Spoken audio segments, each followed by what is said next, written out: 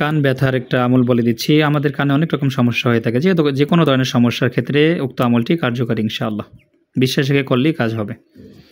কারো কানে ব্যথা হইলে লাউ আংজালনা হইতে, লাউ আংজালনা একটা আয়াত, এটা হচ্ছে সূরা হাসরের শেষের 3 আয়াত।